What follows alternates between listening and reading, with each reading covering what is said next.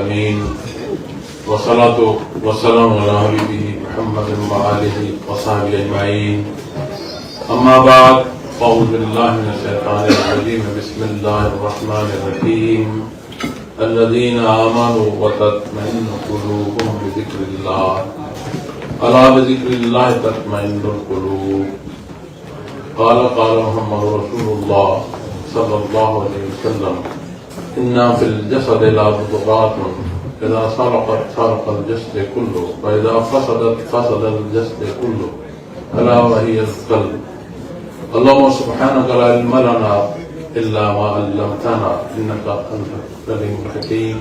مولاي صل وسلم دائما أبدا على حبيبك من زانت به البصر.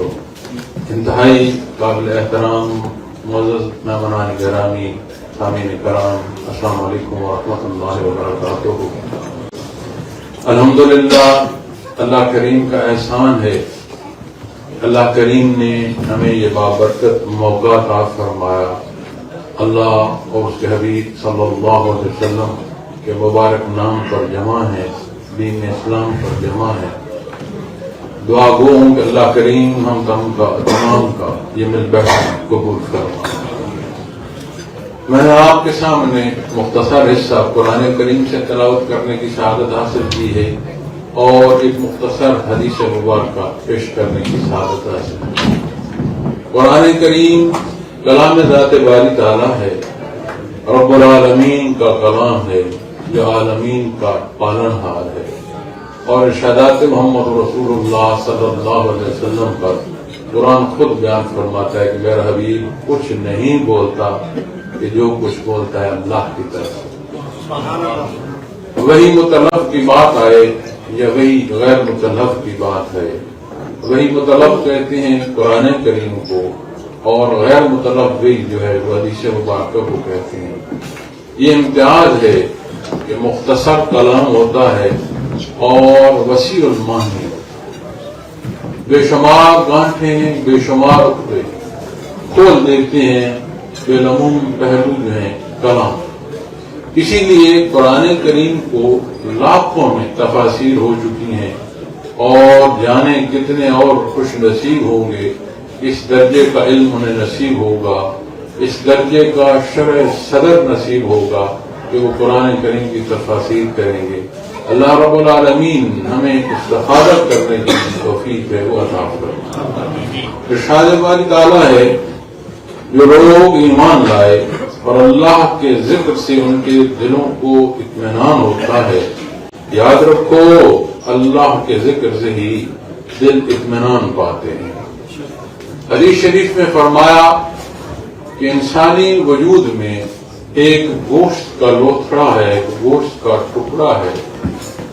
فرمایا اگر اس میں فساد برپا ہو جائے تو پورے وجود پر فساد پیدا ہو جاتا ہے، اور فرمایا اگر اس میں اچھائی پیدا ہو جائے، بہتری پیدا ہو جائے تو وہ بہتری پورے وجود سے نصیب ہوتی ہے. اور فرمایا اور دھیان رکھنا، خیال رکھنا وہ تمہارا قلب. محترم سامعین کرام، زندگی اور زندگی کے بے شمار پہلو، یہ دکھ سکھ، یہ صبح و شام، یہ پسند یہ ناپسند، کتنے ہی پہلو ہیں جن میں ہر کوئی گزرتا ہے.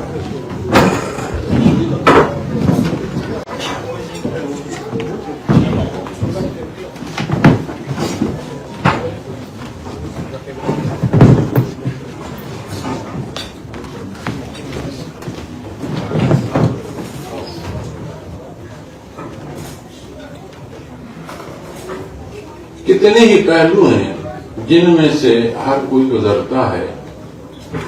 آپ خیال فرمائیں ہم اسباب کو کتنا تلاش کرتے ہیں، ان میں مخلوق میں کتنے اسباب ہیں. مالک کل کائنات نے جو اسباب مخلوق کے علاوہ عطا فرمائے انہیں کتنا اختیار کرتے ہیں. ایک بحر ہے، ایک سمندر ہے جس میں سے ہر کوئی گزر رہا ہے، لیکن ایک پہلو بڑا عجیب ہے. چاہے کوئی کامیاب ہوتا ہے اس کے نقطۂ نظر پر، چاہے وہ کسی ناکامی کو دیکھتا ہے ہر دو صورت میں ایک مقام ایسا ہے جو متزلزل ہوتا ہے. خوشی کے اپنے پہلو ہیں، دکھ کے اپنے پہلو. اور عجیب بات ہے کہ یہ جو آنکھ کا پانی ہے یقیناً یہ دکھ سے چھلکتا ہے. کبھی غور کیجئے گا کہ جو بے شمار خوشی نصیب ہو تو کیا کہتے ہیں، یہ تو خوشی کے آنسو. لیکن ان ٹپکتے آنسوؤں کے پیچھے اصل مقام ہے وہ قلب انسانی ہے، جسے بالعموم ہم دل کہتے ہیں. دل پر جب ہم بات کرتے ہیں تو یہ ایک ایسی دنیا اور ایسا جہان ہے کہ جس کی اگر مثال میں ایسے دے دوں کہ جیسی یہ دنیا ہے، اس کے چوک چوراہے ہیں، اس میں آمد و رفت ہے، اس میں ایک شور شرابہ ہوتا ہے، بے شمار پہلو جو ہیں اگر انہی کا جائزہ لیتے ہوئے آپ نہاں خانے دل میں جھانکیں تو ایک الگ دنیا، لیکن ہے وہ بھی دنیا جہاں دوست بستے ہیں جن سے نفرت ہوتی ہے، ان کے نام بھی وہیں درج ہوتے ہیں. جہاں خوشی کے لیے یہ لہلاتا ہے وہیں دکھ سے جو مرجھانے کی کیفیت ہے وہ بھی یہی نہ خانہ ہے. تو جب وجود انسانی کو آپ جائزہ لیں اور اللہ کریم نے جو اسے پیدا فرمایا وہ فرماتا ہے یہ ایک تخلیقی نمونہ ہے.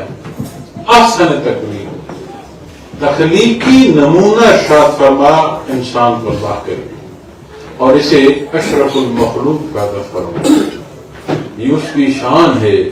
اس جہان میں جتنی مخلوقات ہیں، جو مخلوق ہے اس میں اس نے اسے اشرف ہونا عطا فرمایا. یہ شرف مخلوق کا ذاتی نہیں ہے، اللہ رب العالمین کا عطا کیا گیا. اور یہ جو شرف اس نے عطا فرمایا اس میں وہ کیفیت اور وہ حاصل جو بندگی کے لیے ضروری ہے. جب ان پہلوؤں پر جا کر آپ بات کریں گے تو بھی بات یہاں آ کر رکے گی. یہ جو نہاں خانہ ہے، یہ جو پہلو ہے، بات یہاں آ کر رکے. قرآن کریم سے میں نے آیت کریمہ تلاوت کی. اللہ رب العالمین صاحب ایمان کو فرما رہے کہ اس کے جو اطمینان کا پہلو یا بات ہے وہ بھی یاد الہی ہے.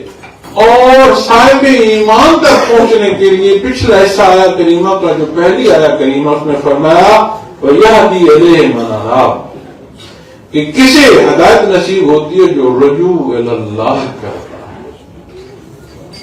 انسان ایسی تخلیق ہے کہ جس کو خود اتنی جدت اور اتنے اربوں سال کے باوجود انسانی عقل جو ہے وہ تشخیص مکمل طور پر نہیں کر پائی.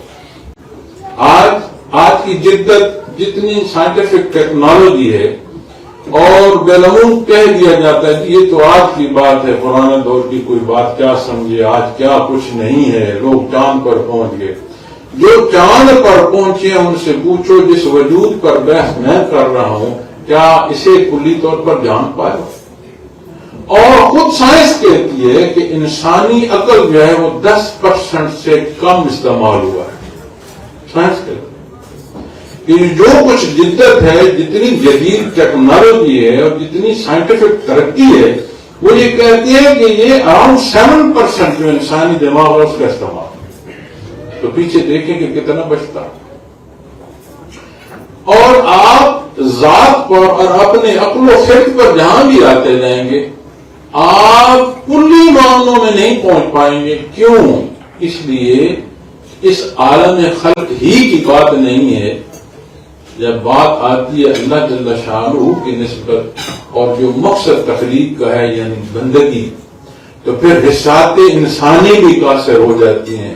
ابھی ہم ایک دوسرے کو جان کر ملے، پہچان کر ملے، آنکھوں سے دیکھا، ایک دوسرے کو ہاتھوں سے چھوا، گلے ملے، ایک دوسرے کی خیریت دریافت کی. ان تمام حصوں میں باڈی سینسز جو ہیں وہ گروہ کار لائیں. جہاں جہاں یہ سینسز ویک ہوتی ہیں، کمزور ہوتی ہیں، نہیں ہوتی، وہاں زندگی محال اور کٹھن ہونا شروع ہو جاتی ہے. جس کی سمجھ کام نہ کر رہی ہو اسے پاگل خانے بھیج دیتے ہیں، اور جس کی وجود کا اعصاب کا نظام نہ ہو اس کے اپنے وجود میں اتنا انقطاع آ جاتا ہے کہ اس کا اپنا وجود اس کے دماغ کے ساتھ جو رابطہ ہے اس سے معلوم ہو جاتا ہے. لیکن ان تمام پہلوؤں کے باوجود حساب انسانی کی جب بات آئے گی تو اللہ کریم اس جہان فانی کی نسبت ارشاد فرماتا ہے کل من علیہا فان، یہ جہان فانی، اس کی ہر شے فانی، اس کا ہر پہلو فانی، اسی لیے ہر شے آپ کو فنا کی طرف گامزن ملتی ہے۔ میں نے یہ عمارت تعمیر کر دیں، اب یہ جاندار شے نہیں ہے، ہم نے یہیں سے سامان اکٹھا کیا، اس کو جوڑا، اس کی جو ہے بہتری کی اور ترتیب دی اور ایک حال بن گیا۔ لیکن اسی حال کی تعمیر جہاں یہ کہتی ہے کہ نیا حال ہے، گزرتا وقت اس کے پرانے ہونے کی جو شہادت ہے وہ دینا شروع کر دیں۔ آپ کسی شہر کی بھی مثال ہے، نئے کپڑے کی لے لیں، نوزائیدہ کی لے لیں، کسی تعمیر کی لے لیں، کسی راہ کی لے لیں، کسی شے کو بھی جو آپ اس جہان فانی کا جائزہ لیں گے وہ جو ہی وجود میں آتی ہے اس کے بعد پھر فنا کی طرف اس کا سفر جاری ہوتا ہے، حتیٰ آہستہ آہستہ آہستہ آہستہ وہ فنا ہو جاتی ہے۔ کیوں؟ یہ اس جہانی فانی جو ہے یہ اس کی شہادتیں ہیں، ہر شے لوٹنا شروع کر دیتی ہے۔ تو معزز سامعین کرام، جب حساب انسانی کو آپ بروئے کار لو گے تو جہان فانی، یہ وجود فانی، حساب کیسے ایسی ہوں گے کہ فانی جہان سے باہر نکل جائے؟ اس کی جتنی بھی دوڑ ہوگی فانی جہان میں رہ گئے، لیکن اللہ رب العالمین جس نے فرشتوں کو بھی فرمایا کہ تم نہیں جانتے جو میں جانتا ہوں، جس نے اس میں مقربین بارگاہ الہی پیدا فرمائے اور انبیاء رسول پیدا فرمائے اور امام الانبیاء حضرت محمد رسول اللہ صلی اللہ علیہ وسلم کو مبعوث کر۔ جب بات آتی ہے بیشک محمد رسول اللہ صلی اللہ علیہ وسلم کی نبوت و رسالت کی، آپ غور فرمائیں، حساب انسانی جہاں جواب دے جاتی ہیں اس سے آگے رہنمائی اس طرح سے نصیب ہوتی ہے۔ اللہ کیسا ہے، اللہ کو کیا پسند ہے، اللہ کو کیا نہیں پسند، تمہاری اصل کیا ہے، تمہاری ابتدا کیا ہے اور تمہاری انتہا کیا ہوگی، یہ سارے وہ موضوعات ہیں جہاں آپ کی سینس جو ہے وہ نہیں پہنچ سکتے۔ آپ جتنا بھی جدت دیکھ لیں، جتنی بھی تحقیق دیکھ لیں، یو کانٹ ریچ اٹ۔ لیکن جب بات قرآن کریم کی آئے گی تو ایک ایک پختہ کو، ایک ایک سوال کا جواب دے۔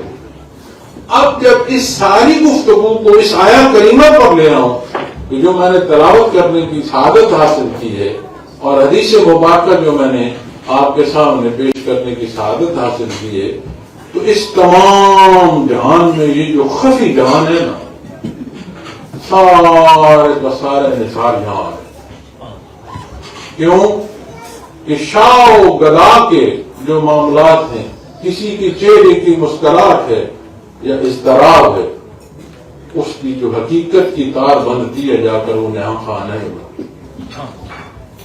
ہم دنیا میں بہک جائیں، دنیا کے جمیلوں میں، چوک چوراہوں میں بھول جائیں، اس کے پیچھے بھی جو شے کا ہوگی وہ آپ کی چاہت ہوگی، آپ کی چاہش ہوگی۔ آپ قطع طلب ہو جائیں، آئسولیٹ ہو جائیں، اس کے پیچھے بھی جب آپ معاملہ دیکھیں گے تو بات یہاں کی ہے۔ تو جب یہاں کی بات آئے گی معزز سامعین کرام، معزز خواتین و حضرات، پھر اصل وہ پہلو اور وہ بات ہے جس کے لیے اللہ نے اسے پیدا کیا۔ اور جب وہاں کی بات آئے گی تو قرآن فرما رہا ہے الذین آمنوا، وہ لوگ جو ایمان لائے۔ اور ہم پر اللہ کا احسان ہے کہ امت محمد رسول اللہ صلی اللہ علیہ وسلم، یہ شرف ہے، یہ احسان ہے اللہ۔ ساری زندگی ہم رکوع و سجود میں بسر کر دیں، یہ شکرانہ ادا نہیں ہے۔ ساری زندگی ہمارے رکوع و سجود میں بسر ہو جائیں، اس نے جو اپنی بندگی کو پیدا فرمایا شکرانہ ادا نہیں ہوتا۔ تمام زندگی ایک واقعہ ملتا ہے معراج شریف کے احادیث میں، تو روایت میں ملتا ہے کہ آپ صلی اللہ علیہ وسلم جب معراج پر تشریف لے جا رہے تھے، آپ نے ایک وجود دیکھا جو سجدے میں، تو جبرائیل امین سے آپ نے فرمایا کہ یہ معاملہ یہ ماجرا کیا ہے؟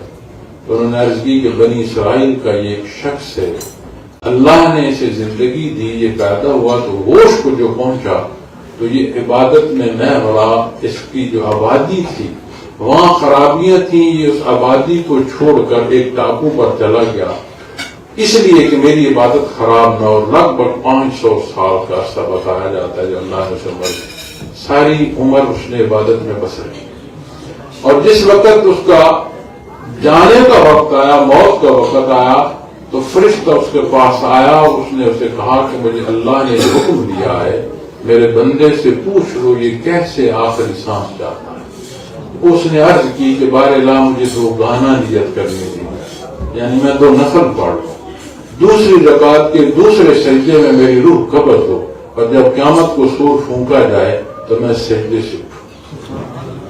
اور نبی کریم صلی اللہ علیہ وسلم پھر وہ حال بیان فرماتے ہیں جو قیامت کو پیش آئے۔ عجیب معاملہ ہے کہ سوال فرمایا، عرض کی گئی، پھر جو ہونا ہے وہ فرمایا جب قیامت قائم ہوگی، سور پھونکا جائے گا تو یہ اسی طرح سجدے سے اٹھے گا، حساب کتاب ہوگا، حساب کتاب کے بعد اسے فرمان جاری ہوگا کہ تجھے اللہ کی رحمت سے بخشا جائے۔ یہ اللہ کے حضور پلٹ کر ایک سوال عرض کرے کہ بار اللہ بے شک تیری رحمت ہے، تو غفور الرحیم ہے، تو نے مجھے پیدا فرمایا، میں نے ہوش سنبھالی اور سانسوں کا بندھن ٹوٹنے تک تیرے حضور رکوع سجود رہا، کیا بخشش کو آج میری کوئی عبادت نہیں پوری؟ اللہ فرمائے گا میرا بندہ حساب چاہتا ہے، اسے دے آؤ حساب چاہتا ہے، حکم ہوگا 500 سال جو اس نے میری دی ہوئی نظر استعمال کی ہے اسے ترازو میں رکھو اور افزانے میں دوسری طرف اس کے رکوع سجود رکھو۔ جب ترازو ڈولے گا نا، کہے گا نہیں پار اللہ تیری ہی رحمت سے پار کر سکتا ہے، تو وہ پھر بخشش کے اسباب میں۔ اب یہاں جب ہم اس موضوع کو، آج کے موضوع کو دیکھتے ہیں تو یہ نہیں ہے کہ ہمارے رکوع سجود اس درجے کے ہیں کہ ہم کہیں ہمیں ان پر بخشش ہے، یا خدا نخواستہ نعوذ باللہ ہمارے الفاظ ایسے ہوں کہ جنت واجب ہو، بخشش اس کی رحمت سے، لیکن جو اصول اور ضابطے اس نے عطا فرمائے ہیں جو اس کے خلاف جائے گا تو پھر اس کا معاملہ بھی تو وہ ہوگا جو قرآن بیان کرتا۔ تو جہاں ہے جس حیثیت میں ہے، جب تک کے لیے ہیں، جو فرصت ہے اسے کیسے آپ نے بتایا، جو قوت اس نے آپ کو ذہنی دی، وجودی دی، طاقت کی دی، کسی پہلو کی دی، اس کے مصارف کیا تھے؟ کیوں؟ اس لیے کہ بحیثیت مسلمان پہلے ہر چیز کو رد کرتے ہو، پھر اللہ کو مانتے، لا الہ، کوئی الہ نہیں الا اللہ سوائے۔ کیسے مانو گے؟ محمد رسول اللہ صلی اللہ علیہ وسلم۔ تو یہ کیفیت اور حال اگر حضرت انسان جو اشرف المخلوق ہے اگر حق پر نہ ہو، صاحب ایمان نہ ہو، تو پھر جانتے ہیں قرآن کا بیان فرماتا ہے کل ہم بل اضل، تو جانور سے بھی برتا ہو۔ تو جب اسے انسانیت کے پہلو نصیب ہوتے ہیں تو پھر یہاں کی جو بات آئے گی، سکون کی جو بات آئے گی، تو ہم نے دیکھا ہے کہ لوگوں کے پاس اتنا کچھ ہوتا ہے جو وہ شمار نہیں کر سکتے، لیکن یہ لازم نہیں ہے کہ دنیا کی حیثیتوں کے ساتھ اس کے پاس سکون یا سکھ بھی ہو۔ یہ بھی دیکھا ہے کہ ہے کچھ نہیں، پتھروں پر لیٹتے ہیں لیکن سکون میں کوئی پرواہ نہیں، کوئی انہیں پریشانی ہے۔ یہ ہم دیکھتے ہیں خیروں سے۔ ایک تو ہمارے یہاں کے واقعات ہم بیان کرتے رہتے ہیں، مافوق الفطرت قسم کے واقعات ہم بیان کر رہے ہوتے ہیں جن کی کوئی شواہد یا کوئی حتمی روایت نہیں ہوتی، ہم خوش ہوتے رہتے نہیں۔ آپ حقیقی دنیا میں اور زندگی میں ان دونوں پہلوؤں کو دیکھ سکیں گے، سب کچھ ہے لیکن لگتا ہے جیسے کچھ نہیں، اور کچھ نہیں ہے لگتا ہے جیسے اس کے پاس سب کچھ ہے۔ تو جب ان حصوں کو دیکھو گے تو پھر بات قلب انسانی کیا ہے۔ اب یہ صرف پمپنگ مشین نہیں ہے، یہ جو ایک پورے وجود کو خون سے بلائی کر رہا ہے، یہ جو اقرار ہے نا ایمان کا، یہ بھی کیفیت ہے۔ اللہ کی وحدانیت کا جو اقرار ہے وہ جتنے مرضی اعلان کرتے رہو، جب تک تصدیق بالقلب نہ ہو اسے شرف قبولیت ہی نہیں، مانا ہی نہیں جاتا۔ تو یہاں جسے آپ سیٹل ہارٹ کہیں گے اسے قرآن قلب بیان کرنا، اس حدیث شریف نے اس گوشت کے ٹکڑے کو قلب نام فرمایا ہے، اور قلب انسانی کا وجود انسانی اور انسانی حیات پر اتنا اثر ہے کہ جو وہ فیصلہ کر دے وہ حتمی ہوتا ہے، کوئی رد نہیں کر سکتا۔ جس کا دل جو فیصلہ کر دے اعضاء و جوارح پابند ہیں اس فیصلے کو مانیں، بھلے وہ فیصلہ کر دے خاموش ہونے کا زبان گم ہو جائے، چیخنے چلانے کا فیصلہ کر دے کوئی چپ کراتا رہے تو آپ خاموش نہیں ہوں گے۔ وہ اگر کہہ دے کہ کسی پہاڑ سے چھلانگ لگانی ہے، وجود چل کر جائے گا، وہ قدم چل کر جائیں گے اور اس پہاڑ سے چھلانگ لگائیں گے۔ کیوں؟ تو دل کا فیصلہ حتمی بادشاہ ہے، اس کے پاس کلی فیصلہ ہے اس کے پاس۔ اور اللہ رب العالمین ارشاد فرما رہے ہیں نور ایمان وہ کیفیت اور حال ہے جو اسے اطمینان عطا فرماتا ہے۔ الذین آمنوا وتطمئن قلوبهم بذکر اللہ، اور صاحب ایمان کو جو جلا اور حیات قلب نصیب ہوتی ہے پھر اس میں جو ترقی ہے وہ اللہ کی یاد سے نصیب ہوتی ہے۔ اللہ کی یاد ابتدان بھی ہے، اللہ کی یاد وہ دوا اور غذا ہے کہ جو اس کی حیات کی ضرورت بھی ہے، اور وہ دوا ہے کہ جہاں دل کی دھڑکن رک جاتی ہے، کیا کہتے ہیں کہ آنکھ بند ہو، حالانکہ آنکھ بند نہیں ہوتی، حقیقتاً آنکھ کھلتی ہے۔ تو اسی لیے فرمایا گیا نا کہ جب یوں اترتا ہے من ربوں کا، من نبیوں کا، ان دینوں کا، تو پھر وہ جواب جس پر زندگی بسر کی گئی ہو پھر وہاں وہ ضرورت ہوتے ہیں کہ وہ جواب۔ اب اس میں یہ جو ہماری زندگی کی مختلف حیثیتیں ہیں، چاہے ظاہری پہلوؤں میں ہیں، چاہے وجودی پہلوؤں میں ہیں، چاہے استطاعت کا کوئی پہلو ہے، اس تمام میں جو نقطہ یا جو بات یا جو حصہ ضروری ہے وہ یہ دیکھا جائے کہ جو کچھ میرے پاس ہے یہ میرا نہیں ہے، یہ میرے اللہ کا ہے، جس کا ہے اور جسے میں مان رہا ہوں الہ، اور جیسی تربیت مجھے فرمائی ہے میرے نبی کریم صلی اللہ علیہ وسلم نے، اس کے مطابق بسر کی گئی زندگی، اس کے مطابق کیے گئے فیصلے، اس کے مطابق گزارا گیا ایک ایک پل ایسا ہے جو نہ صرف یہاں کی جو حیات ہے اس میں ایک ایسی زندگی جس میں ٹھہراؤ ہوگا، بلکہ ایسی زندگی کی جس پر اخروی کامیابی کا بھی حصہ ہوگا۔ تو وہ نثار یہاں ہے جہاں میں اور آپ زندگی بسر کر رہے ہیں۔ حضرت سامعین کرام، یہ نشستیں عام نہیں ہوتی۔ کیوں عام نہیں ہوتی؟ ہمیں ایک دوسرے کی محبت بلاتی ہے، لیکن بنیاد دیکھو تو ہم یہاں جمع ہے اللہ کے لیے۔ آپ دیکھو ہم یہاں جمع ہے ایک امتی کی نسبت سے، کہ ہمیں وہ جو لڑی جس میں پرو دیا گیا لا الہ الا اللہ محمد رسول اللہ، ہم اس نسبت سے جمع ہیں۔ ہماری زندگی کی کل اہمیت جو ہے، ہمارے اس ہونے کی جو کل اہمیت ہے، اس تعلق سے اس کے لیے دین جاننا ضروری ہے۔ تو میں آپ سے یہ عرض کروں گا کہ ہم نے اپنی زندگی میں اپنے ایام کو، اپنے اوقات کو تقسیم کر رکھا ہے، اور اس تقسیم میں والدین کی بھی جگہ ہوگی، میاں بیوی کی بھی اپنے معاملات ہوں گے، بہن بھائیوں کے بھی ہوں گے، اولاد کے بھی ہوں گے، دوست احباب کے بھی ہوں گے، کام کاروبار جابس کے بھی معاملات ہوں گے۔ کہیں ایسا تو نہیں ہے اس تقسیم کار میں جو ہمارا اصل ہے ہم اسے کھو بیٹھے؟ کہیں ایسا تو نہیں ہے کہ یہ جو گھڑی کی ٹک ٹک چل رہی ہے اس میں ہمارا وہ وقت ہی نہیں ہے کہ جس مقصد کو رب کائنات نے پیدا فرمایا، اب یہ ہر کوئی اپنے حال سے واقف ہے۔ آپ کو نہیں معلوم کہ یہ جو پیر صاحب یا حضرت صاحب بیٹھے بات کر رہے ہیں اس کے نیا خانہ میں کیا ہے، لیکن اللہ تو جانتا ہے۔ مجھے نہیں معلوم کہ میں کسی پر رائے دوں، میں کون ہوتا ہوں کہ کسی پر رائے دوں، لیکن ہر کو اپنے اندر کا شہادت تو خود تو ہے، اور جو وہ شاہد ہے اس سے بڑا شاہد کون ہے؟ اللہ رب العالمین، جو ازل سے جانتا ہے، جو نہ تھا کوئی تب سے جانتا ہے، اسے پیدا فرمانا ہے، کس استطاعت سے فرمانا ہے، کس لمحے کون سی سوچ اس کے دل میں سے گزرے گی، وہ ازل سے جانتا ہے۔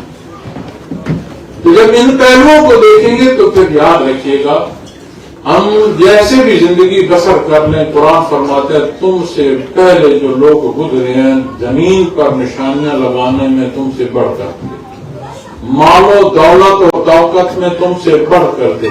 پھر فرماتا ہے انہوں نے جو فیصلے کیے وہ نتائج انہوں نے بھگت لیے. تم جو فیصلہ کرو گے تم اپنے نتائج بھگت لو گے. تو پھر یہ جو شعور انسان کا ہے، یہ جو انسان کی عظمت ہے وہ کیا ہے کہ تقسیم کار میں اسی دنیا کو ڈالے، پھر اسی دنیا میں سمجھے کہ میں رہ لوں گا، تو پھر اتنے قبرستان ہر آبادیوں کے ساتھ میں وہ کیسے بنے. ہمارے اجداد، ہمارے بڑے بڑے پیارے رشتے جن کو دیکھ کر صبح ہوتی تھی، جن کو دیکھ کر شام ہوتی تھی، آج ہمارے درمیان نہیں ہے، تو ہم ہمیشہ بیٹھے نہیں گے. تو یہ وہ ریئلائزیشن ہے کہ جو ہمیں واپس اپنے اعمال کو دیکھنے پر لے جاتی ہے، اور یہی وہ پہلو ہے جو قرآن فرماتا ہے غور و فکر کرو. اور اگر کسی کا یہ گمان ہو کہ میں نے زور بازو سے دنیا کمانی ہے، تو آپ پریکٹیکل لائف سے لوگ بیٹھے ہیں. میں خود پریکٹیکل لائف کا آدمی ہوں.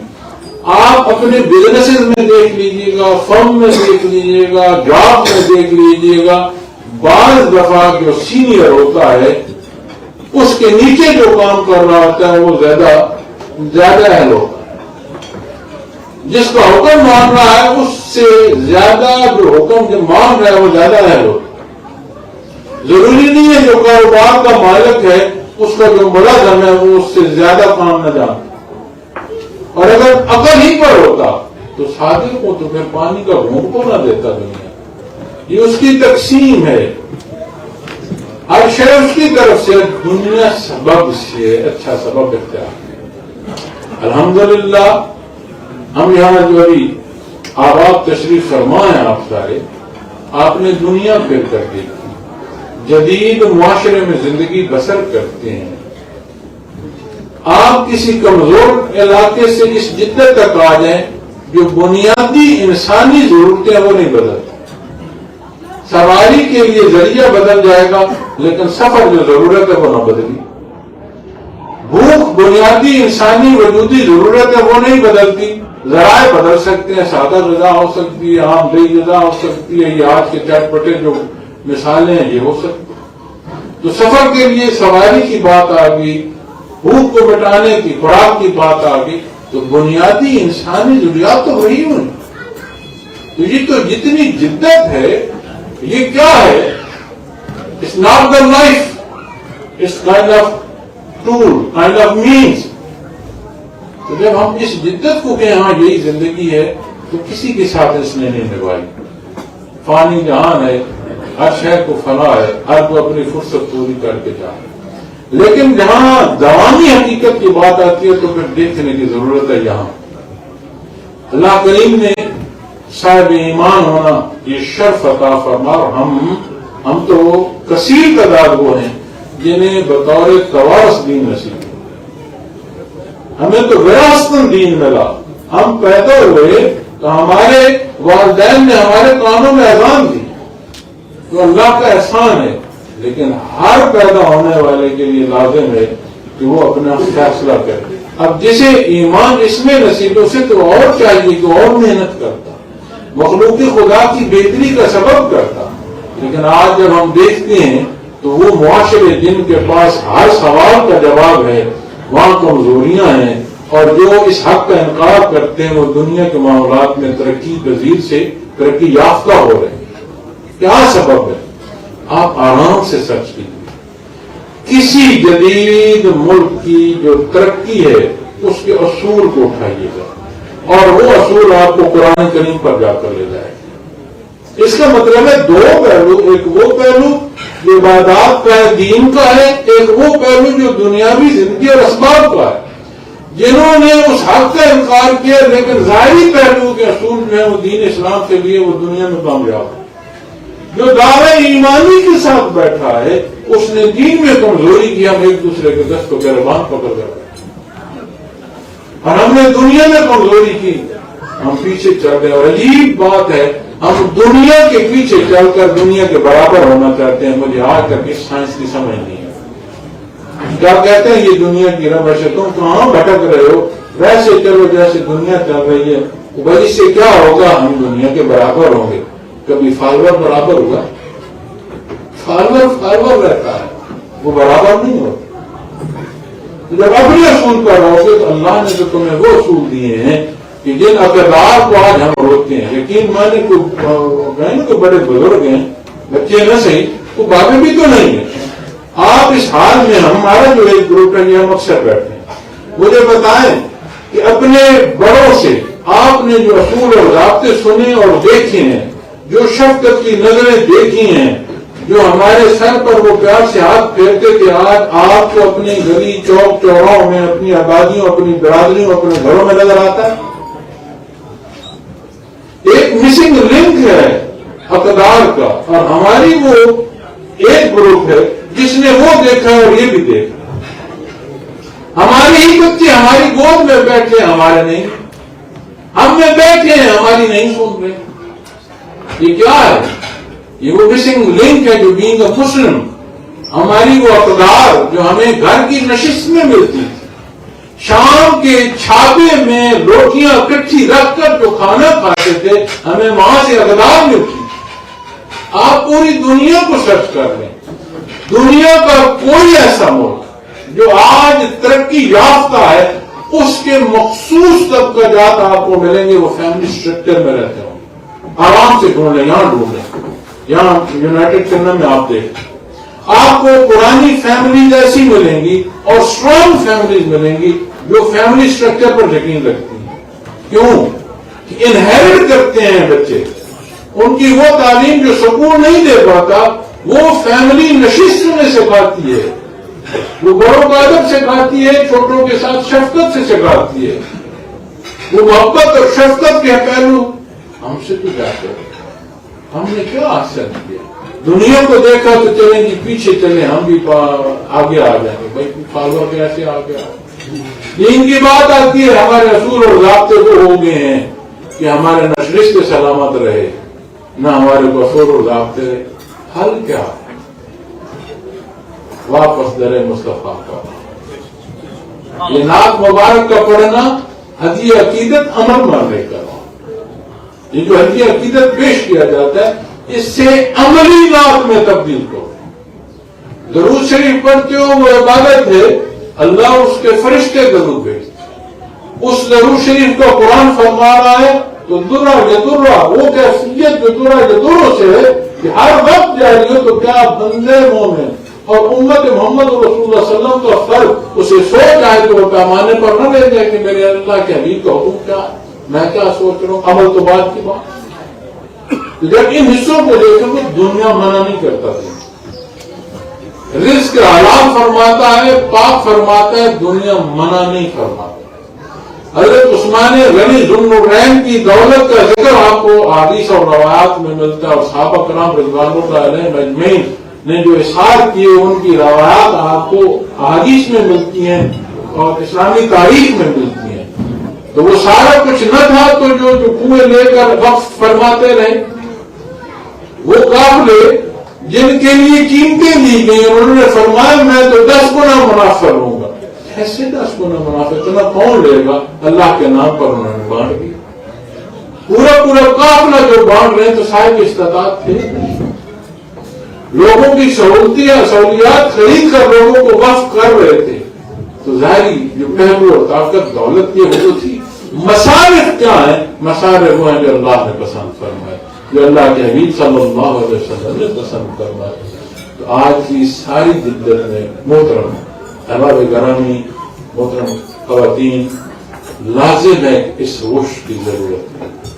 بینگ اے مسلم ہمیں معلوم ہو کہ اللہ کریم نے ہمیں جو فرمایا وہ کیا ہے، جو دینی ضروریات ہیں وہ ہم جانیں، دنیا کی زندگی میں بچوں کو ضرور پڑھائیں، ان کے لیے محنت کریں، پالش کریں، لیکن بینگ اے مسلم ان کو تیار کریں۔ آپ دنیا کی جس کمیونٹی میں چلے جائیں، یہیں اسی کمیونٹی کی مثال دے دیں، کون سا یوکے کا ایسا لا ہے جو یہ ناپسند کرے کہ بندہ ایک خوبصورت کردار کا اور اس معاشرے کا حصہ ہو؟ اپریشیٹ کرے، وہ آپ کو اپریشیٹ کرے گا کہ یہ ٹیکس پر نہیں بیٹھتا، ٹیکس پیئر کے طور پر زندگی بسر کرتا ہے۔ یہ صرف ذات تک نہیں، راستے کی خرابی کو بھی دور کرتا ہے کہ راستے میں کوئی اگر چیز خراب ہے یہ کہ یہ راستے میں کاغذ پھینک رہا ہے یا راستے میں گند پھینک رہا ہے، یہ اس کی صفائی کر جانتے ہیں حدیث شریف میں کیا نبی کریم صلی اللہ علیہ وسلم فرماتے ہیں کہ اللہ فرماتا ہے کہ میری رضا کے لیے راستے سے اگر کوئی رکاوٹ بندہ اس لیے ہٹائے کہ لوگوں کو تکلیف نہ ہو، لیکن رضا میری مقصود ہو، اللہ کا حبیب فرماتا ہے، اللہ فرماتا ہے میں اسے بخش دیتا ہوں۔ اور راہ گزر پر کوئی یہ نہیں فرمایا کہ وہ مومن ہے یا غیر مومن، یہ نہیں فرمایا۔ تو دنیا کا کوئی معاشرہ ایسا نہیں جسے مثبت کردار کی ضرورت ہو۔ تو بینگ اے مسلم، آپ دنیا کے جس خطے میں چلے جائیں، آپ بعمل مسلمانوں کا آپ معاشرے کے لیے ایک خوشبختی ہوں گے، لوگوں کی سہولت ہوں گے، لیکن نہیں ہوں گے تو نام مسلمان ہوں گے، خاندان مسلمانوں کے ہوں گے، ممالک مسلمانوں کے ہوں گے، اور حالات ان میں ہوں گے جن میں آج ہم ہیں۔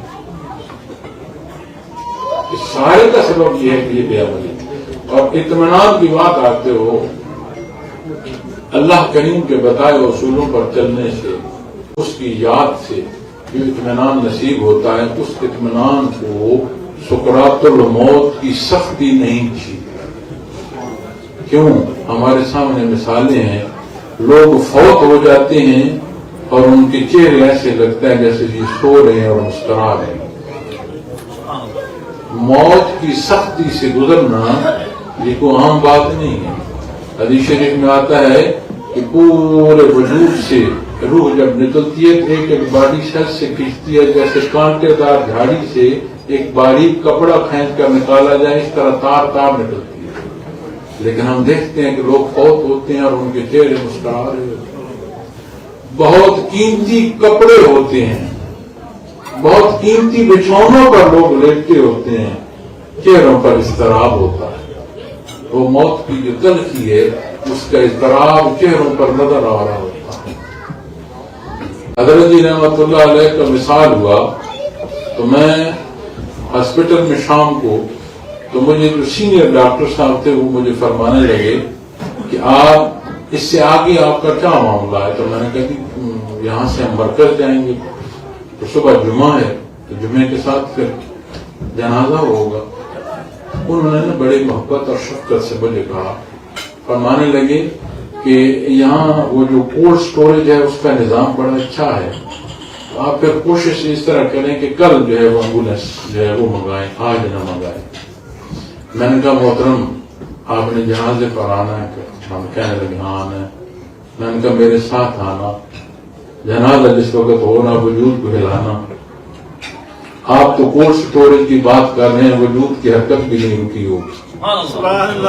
کیوں؟ اس لیے کہ زندگی اللہ اور اس کے حبیب کے حکم پر بسر ہو تو پھر ملک الموت کے بعد پھر کولڈ سٹوریج کی ضرورت نہیں ہوتی۔ اللہ شاہد ہے، میرے سامنے یہ قرآن پڑھا ہے۔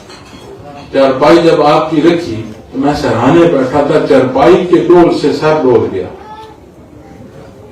رات فوت ہوئے، جمعے کے بعد جنازہ ہے، اور وہ مجھے کیا کہہ رہے ہیں کہ میڈیکل سائنس کہتی ہے کہ نہیں ٹھنڈک کی ضرورت ہے وجود کو۔ اور جب چارپائی ہم نے رکھی جنازے کے لیے تو چارپائی کو رکھتے ہوئے جو ڈولا لگا اسے سر ہل گیا۔ تو یہاں میڈیکل سائنس گھوم گئے، وہ باڈی کیوں نہیں منجمد ہوئی، وہ سر کیوں نہ ہلے جسے رب کائنات نے اپنے حضور رکوع سجود کو پسند فرمایا۔ تو یہ حضرت ہے ہم سب کی، یہ نہیں ہے کہ انفرادیت یہاں نہیں، اس نے ہر ایک کو حکم دیا ہے، ہر ایک کے لیے الذین آمنوا، کوئی مخصوص نہیں فرمایا کہ پیر صاحب کو مخاطب کر رہا ہوں، کسی مولانا کو مخاطب کر رہا ہوں۔ اس نے تو ہر ایک کو اپنی عبادت کے لیے پیدا فرمایا، ایسا تو فور نہیں۔ تو پھر اس ادراک کی کب ہمیں ضرورت ہوگی؟ جب دنیا سے چلے جائیں۔ یہاں ضرورت ہے اپنے اوقات کار میں یہ تقسیم فرما، ضروریات دین جانے، اور یہ ہماری اولاد ہماری بڑی پیاری ہے، انہیں ان کی زندگی کی تربیت فرمائے۔ ہمارا ایجوکیشنل سسٹم ایسا نہ تھا جو آج ہے، ہماری سراؤنڈنگ ایسی نہیں تھی جو آج ہے۔ یہ مسنگ لنک ہے، ان کے ساتھ وقت بسر کرے، ان کے ساتھ ذہنی ہمانگی کرے، یہ ہمارے لیے صدقہ جاریہ ہو۔ پھر معاملات میں جب بات آتی ہے مولانا سامعین کرام، تو بحیثیت قوم، بحیثیت مسلمان سفیر ہیں میں اور آپ دنیا کے جس خطے میں چلے جاؤ، غلطی کرو گے تو اس کا اثر قوم پر بھی جائے گا، ملک پر بھی جائے گا، اسکن پر بھی جائے گا، مسلمان پر بھی جائے گا۔ اچھائی کرو گے ہر پہلو سے سفارت کاری ہوگی، خود بھی اچھے رہو گے، ریسپیکٹ سے دیکھے جاؤ گے اور ایک اچھی سفارت کاری ہوگی۔ اور اگر اسی حلیے کے ساتھ میں کوئی غلطی کرتا ہوں تو صرف میری ذات کی بات نہیں آئے گی، دین پر جا کر لوگ اعتراض کریں، میری قوم اور میرے ملک پر لوگ جا کر اعتراض کریں۔ تو وہ ملک جس کے لیے ہمارے اجداد نے قربانیاں دی، اس کی معاملات میں ہمارے اندر اتنی تلخی پیدا ہو جائے کہ آرام کی تلخی ہمارے پورے ملک پر اثر انداز ہو جائے، قوم پر اثر انداز ہو جائے۔ جو غلط کرے گا میرے اختیار میں نہیں ہے، ایسا نہیں ہے کہ اللہ کے اختیار سے ہوا ہے، میرے اختیار جو ہے اس سے استعمال جو ہے وہ مثبت ہونا چاہیے، اس کا تعمیری ہونا چاہیے۔ اور جو حصے قلوب سے متعلقہ ہیں یہ وہ حصہ ہے جسے صدری علوم کہتے ہیں، سلاسل تصوف، کیفیات محمد رسول اللہ صلی اللہ علیہ وسلم، اسے صدری علوم کہتے ہیں۔ اور میں نے دیکھا ہے ہم میں بڑے لوگوں کی باتیں بھی ہوتی ہیں لیکن عقیدت والے لوگ ہم میں بول رہے ہیں، ہم جیسے میں ہیں عقیدت ہم اس نسبت سے کرتے ہیں، تو عقیدت کرتے ہیں۔ معزز سامعین کرام، یہ جو قلب کی بات ہے، تعلیمات محمد رسول اللہ صلی اللہ علیہ وسلم کہاں سے لی ہے؟ یہ میں نے قرآن کریم میرے سامنے پڑھا، میں نے کہاں سے لیا؟ اس کے اوراق کو تاریخ میں الٹاتے جو اسے کاپی کیا گیا ہوگا، پرنٹ کیا گیا ہے، پھر اسے تحریر کیا گیا ہوگا ہاتھ سے، چلتے چلتے بات خیر القرون میں داخل ہوتی ہے، پھر بات رکتی کہاں جا کر؟ لبھائے محمد رسول اللہ صلی اللہ علیہ وسلم۔ کیفیات کی جو بات کرتے ہو، یہ جو صدری علوم سینہ بسینہ چلتے ہیں، ان قلوب کو واپس لے چلو، بات کہاں پہنچے گی؟ قلب اثر محمد رسول اللہ صلی اللہ علیہ وسلم پر۔ یہ اتنی قیمتی شے ہے، جب اللہ کی بات آئے تو میں آپ کو عرض کروں گا، اس لیے نہیں کہ بھائی میں ایک سلسلے سے ہوں اور میں تقریر کے لیے حاضر ہوا ہوں، یقیناً دین کے لیے حاضر ہوں، اللہ اور اس کے حبیب کے حکم پر حاضر ہوں۔ ٹوٹے لفظ ہو سکتے ہیں، کم علمی ہو سکتی ہے، لیکن قرآن سامنے یہ اللہ کا احسان ہے، میرے اس عرض کرنے میں ایک رتی کا کوئی شائبہ نہیں ہو سکتا، میں پوری محبت اور عقیدت سے عرض کر رہا ہوں۔ تو جب آپ اس نسبت کی طرف آئیں گے تو وہ قلب اثر محمد رسول اللہ صلی اللہ علیہ وسلم سے جو بہر جاری ہے اس سے منسلک ہونا، اصل عقیدت کی بات تو سمجھ آئے گی۔ اور ایسا نہیں ہے کہ یہ ممکن نہیں ہے، دلوں کے اطمینان اللہ کی یاد سے ہے، اور یہ وہی نسبت ہے جو قلب اثر محمد رسول اللہ صلی اللہ علیہ وسلم سے جاری ہے۔ اللہ کریم یہ عطا فرمائے، یہ سمجھنے کی توفیق عطا فرمائے، تھوڑا سا تجسس ضرور فرمائے کہ یہ جو ذکر کی بات کر دیا ہے ہمارا بھائی، یہ جو تصوف کی بات کر دیا ہے، کیا یہ تعویذ دھاگے، کیا بیماریوں کے علاج، کیا نوکری کی ترقی، کیا کاروبار کی کامیابیاں طے گیا ہے؟ یہ تعلق معاملہ پر بات کر کے گیا ہے، اتباع محمد رسول اللہ صلی اللہ علیہ وسلم پر بات کر کے گیا۔ جب غور فرمائیں گے تو آپ کو جو کرپس ملے گا وہ یہ ملے گا جو دوسرے سے کی میں نے بات کی ہے۔ اور میں عرض کروں گا، آپ میری ذات پر کہہ سکتے ہیں کہ میں جو کہہ رہا ہوں وہ شاید میں نہیں جانتا، لیکن آپ کل کا انکار نہیں کر سکتے، اس لیے کہ پیارے نبی کریم صلی اللہ علیہ وسلم نے فرمایا لا تقوم الساعة حتى لا يقال في الارض اللہ اللہ، تب تک قیامت قائم نہیں ہوگی جب تک اللہ اللہ کرنے والا ہوگا۔ تو مشروط انکار کر سکتے ہیں، کل نہیں کر سکتے۔ یہ سائنس کی کمال نہیں ہے کہ دن چڑھ رہے ہیں اور رات آ رہی ہے، یہ صاحب ایمان موجود ہے ہمارے درمیان، وہ سینے موجود ہیں جو قلب اثر محمد رسول اللہ صلی اللہ علیہ وسلم سے منور ہوتے ہیں، اور اللہ عطا فرمانے والا ہے۔ مخلوق محتاج ہے، وہ بے نیاز ہے، عطا فرمانا اس کی شان ہے۔ مخلوق اس کے حضور مانگے تو یہ مخلوق کا مخلوق ہونے کا اظہار ہے۔ اپنے اللہ سے تعلق اللہ مانگ کر دیکھیں، اپنے اللہ سے اس کی رضا مانگ کر دیکھیں، اپنے اللہ سے اس کا قرب مانگ کر دیکھیں، اپنے اللہ سے خالص اتباع محمد رسول اللہ صلی اللہ علیہ وسلم مانگ کر دیکھیں، وہ ایسا عطا فرمائے گا آنکھیں نہ دیکھ پائیں، لیکن ایمان کی جو بصیرت اس درجے کی ہوگی اپنے آپ کو اللہ کے روبرو پاؤ گے۔ آل یاسر وہ خاندان ہے جس خاندان کی خاتون پہلی شہید تھی، اور ابو جہل کے جو غلام تھے اور ابو جہل کی جو گرفت تھی ان پر تھی۔ 4 افراد تھے گھر کے، سارا دن مارتا کہ کیوں ایمان لائے ہو، انکار کرو، تم نے میرے پلے تو شاید چھوڑی کوئی نہیں۔ تو وہ خاتون جو ضعیف تھی مار مار کے آخر اس کے کان میں اس نے جا کر کہا، جب اس نے دیکھا کہ یہ مر جائیں گے، مان نہیں رہے کہ اس کے کان میں، پوری ضعیف خاتون کے کان میں کہا کہ میں گھوڑے باندھ رہا ہوں تمہارے وجود کے ساتھ، مخالف سمجھ کر دوڑاؤں گا، تمہارے وجود کے ٹکڑے ہو جائیں گے، میرے لیے صرف اتنا کر دو، اپنے دل سے نہ کہو، جھوٹ موٹ کہہ دو کہ میں ٹھیک کہہ رہا ہوں، اللہ واحد اللہ شریک نہیں ہے۔ اور اس وقت کی جو اس کی کیفیت روایت میں ملتی ہے وہ یہ ملتی ہے کہ اس بوڑھی خاتون کی آنکھوں میں خون تیر رہا تھا، مار کھاتا، اسے ظاہری دھندلا نظر آتا ہوگا۔ تو اس خاتون نے اسے جواب دیا، جب میں دیکھ رہی ہوں کہ وحدہ لا شریک ہے، میں کیسے بازریت کر جاتا ہوں۔ اس لیے یہ وہ راستہ ہے، نہ دیکھ سکتے ہو لیکن اپنے اللہ کو دیکھ کر اس درجے کا نہ ہو تو یہ تو میرا اللہ مجھے دیکھ کر آئے۔ عزیزان من، اگر یہ محسوس ایمان اس درجے کا ہمیں ہو جائے کہ میرا اللہ مجھے دیکھ رہا ہے، کوئی جھوٹ بول سکتا ہے، حق کھا سکتا ہے، زیادتی کر سکتا ہے، منافقت کر سکتا ہے، اسے ادھر ادھر دیکھنے کی ضرورت ہی نہیں ہے، اسے معلوم ہے کہ کوئی دیکھ رہا ہے یا نہیں، میرا اللہ تو مجھے دیکھ رہا ہے۔ تو یہ وہ کیفیت اور حقیقت ہے جو تصرف کا حاصل ہے۔ میں آپ کو تصرف کا پہلا سبب جو سلسلہ عالیہ میں وہ عرض کر دیتا ہوں، اور میری بڑی دعا، اور میں آپ کے لیے انتہائی احترام کی جو ہے میری کیفیت ہے، اس لیے کہ میں بڑی دنیا پھرتا ہوں، بڑے احباب سے ملتا ہوں، آپ کے یہاں جو دوست ہیں آپ سب کا آپس میں ایسی محبت کا تعلق ہے، کسی ایک دوست کی آواز پر آپ اس طرح جمع ہو جاتے ہیں۔ ویسٹ میں اس طرح جمع ہونا آسان نہیں ہے، تو دعا ہے اللہ آپ کی یہ محبت سلامت رکھے، ایک دوسرے کی جو دوستی کے بھرم ہے اللہ ان میں اخلاص عطا فرمائے، لیکن اصل حاصل اس دوستی کا اصل تو وہ ہے کہ بندہ اس اصل کے ساتھ منسلک ہو کہ دنیا فانی فنا ہو جائے لیکن ایمان کے حصے نصیب ہوں کہ عبدالآباد کامیاب کی نصیب۔ اس لیے میں آپ کے ساتھ بہت محبت کرتا ہوں، آپ کا لحاظ کرتا ہوں، احترام کرتا ہوں،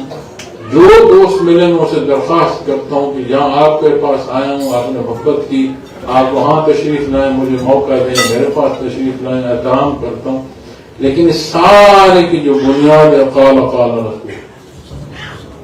تو جو میں آپ کو پہلا سبق عرض کر کے جا رہا ہوں اسے ایک دفعہ سمجھ لیجیے، اور میرا یہ ماہ و سال شہادت دیتے ہیں، میرا لین دین سوائے محبت کے اور کچھ نہیں، میرے ماہ و سال آپ تقریباً اب سارے ہی شہادت دے سکتے ہیں کہ میرا ماہ و سال کا یہ جو سفر ہے، میرا جو لین دین ہے وہ یہی محبت ہے، یہی تعلق ہے، یہی احترام ہے۔ تو میں آپ کو جو یہ بات عرض کر رہا ہوں اپنے اللہ کی رضا کے لیے عرض کر رہا ہوں کہ جو طریقے ذکر ہیں اللہ تمام کو قبول فرمائے، لیکن جو آسان میں آپ کو عرض کر رہا ہوں پہلا سبق اسے لطیفہ قلب کہتے ہیں، پہلا سبق ہے جس کا نام ہی قلب ہے۔ اللہ وہ کی تسبیح ہے جسے سانس کے ساتھ کیجیے گا اور کوئی ایک وقت مقرر کرنا، بھلے 2 منٹ کیجیے گا لیکن کیجیے گا روز۔ سب سے پہلا جو سچ آپ بولنا شروع کریں گے نا، بشک آزما لیجیے گا، کہتے ہیں تو میں سائن کر دیتا ہوں، سب سے پہلے جو آپ سچ بولیں گے نا اپنے آنکھ سے بولیں گے۔ بندہ کہتا ہے لوگوں سے جھوٹ، لیکن اصل جھوٹ جو بندہ بولتا ہے وہ اپنے آپ سے بولتا ہے۔ آپ غلطی کے لیے جواز اپنے آپ کو دے رہے ہوتے ہیں، یہ میں اس لیے کر رہا ہوں، میں یہ اس لیے کر رہا ہوں، نہیں، جو قرآن نے فرمایا غلط وہ غلط ہے، جو اللہ کے حبیب نے فرمایا غلط وہ غلط ہے۔ تو جب اللہ کرو گے اور یہ نسبت جو قلب اثر محمد رسول اللہ صلی اللہ علیہ وسلم سے بہر جاری ہے اس سے منسلک ہو گئے، یہ ہو نہیں سکتا کہ پھر جھوٹ بول سکو، پھر سچ بولو گے اور بتقاضائے بشریت غلطی جو ہے وہ تکلیف دے گی، وہ دکھ دے گی، معافی کی توفیق نصیب ہوگی، اور جہان فانی ہے اس میں بے شمار زندگی کے گرداب سے گزرنا ہے، لیکن ہمیشہ اپنے اللہ کی طرف دیکھو گے. تو طریقہ ذکر بڑا سادہ ہے. قبلہ رخ بیٹھیے گا, متوجہ اللہ بیٹھیے گا, گرد و پیش کے خیال چھوڑیے گا, آنکھ بند کر کے سانس جب اندر آئے تو خیال فرمائے لفظ اللہ. یہ پکار سانس کے ساتھ آئے اور دل کے اندر آئے, اترتی جائے دل کی گہرائی میں. اب جب سانس خارج کرے تو لفظ روح ہے اللہ. یہ لفظ اللہ کا ذکر ہے جسے سانس کے ساتھ کرنا ہے. یہ جو طریقہ میں بتا رہا ہوں یہ کائنڈ آف نیند ہے. ذکر کیا ہے؟ لفظ اللہ. تو جب آپ اللہ کا اس طرح ذکر کریں گے تو دو چیزیں ہیں اس میں. ایک اللہ کا نام لینا ہے اور دوسری سانس, کہ میں سانس لے رہا ہوں اور اللہ کا نام. نیت کیا ہے کہ اللہ کریم کی رضا اور قرب نصیب ہو, میرے دل سے جو نفس کی گرفت ہے وہ کمزور ہو, شیطنت دور ہو, وہ کی حفاظت الہیہ نصیب ہو. ان الفاظ کے ساتھ کسی کے پاس چلے جائیں اسے کہیں اس پر اعتراض کر دیں, نہیں کر سکتے. یہ طریقہ ہے. مقصد اللہ کا ذکر ہے جو میں عرض کر رہا ہوں. آپ بھلے 2 منٹ کر لیں مولانا سامنے کرام, آپ کو زیادہ وقت نہیں لگے گا. ہفتہ 10 دن اگر آپ ایک وقت مقرر کریں اور اللہ کا ذکر کرتے رہیں, اپنے آپ کو جنگ کر لیجیے گا. میرے الفاظ نہیں, پیمانہ قرآن و سنت بنائیے گا. اس کے مطابق جہاں میری کمزوری ہے دور ہو رہی ہے یا میں قرآن و سنت سے دور ہو رہا ہوں, اور اگر قرآن و سنت کے قریب ہو رہے ہوں پھر سمجھ آئے گی کہ نہیں یہ بات کی ہے اور یہ حق ہے جو میں عرض کر رہا ہوں. اللہ میرا اور آپ کا حامی ناصر ہو. اللہ جو بیٹھنا قبول فرمائے, صدق عطا فرمائے, اپنے حبیب کی محبت عطا فرمائے, اس امت پر رحم فرمائے, ہمارے ملک وطن عزیز پاکستان کی حفاظت فرمائے, ہمیں اتفاق عطا فرمائے, قوم ہونا عطا فرمائے, مخلوق خدا میں ایسی زندگی بسر کرنے کی توفیق دے کہ لوگوں کو دین کی رغبت نصیب ہو. واخر دعوانا الحمدللہ.